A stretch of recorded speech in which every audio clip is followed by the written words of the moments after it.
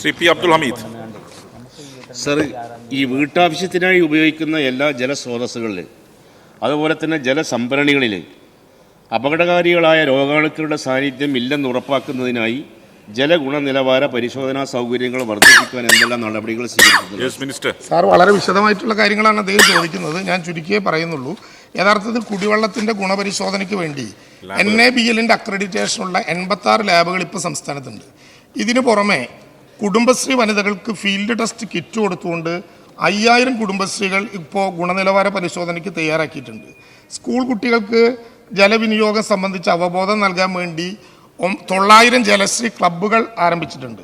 Sir, 28 സ്കൂളുകളിൽ ഗുണനിലവാരത്തിൻ്റെ പരിശോധന നടത്തുന്നതിന് വേണ്ടിയുള്ള സംവിധാനങ്ങൾക്ക് പുറമെ നമ്മുടെ ഹരിത കേരളം മിഷൻ്റെ ഭാഗമായിട്ട് കേരളത്തിൽ അതിശക്തമായിട്ടുള്ള ഇടപെടലുകൾ നടത്തി. അങ്ങേക്കറിയാവുന്നതുപോലെ നമ്മുടെ എല്ലാം മണ്ഡലത്തിൽ ഉൾപ്പെടെ MLAമാരുടെ താൽക്കാലിക ഫണ്ടിൽ നിന്ന്, പ്രാദേശിക ഫണ്ടിൽ നിന്ന് പണം ചെലവഴിച്ചുകൊണ്ട് വളരെ വിപുലമായി തന്നെ ഹയർ സെക്കൻഡറി സ്കൂളുകളിൽ ഗുണനിലവാര പരിശോധനയ്ക്ക് വേണ്ടിയിട്ടുള്ള പ്രാഥമിക ഗുണനിലവാര പരിശോധനയ്ക്ക് വേണ്ടിയുള്ള ലാബുകൾ ഉണ്ടാക്കിയിട്ടുണ്ട്. 335 ലാബുകളിലായി സ്കൂളിൽ 43,936 ടെസ്റ്റ് നടത്തിയിട്ടുണ്ട്. സർക്കാർ ഗൗരവമായ ആ കാര്യങ്ങൾ കാണുന്നുണ്ട്.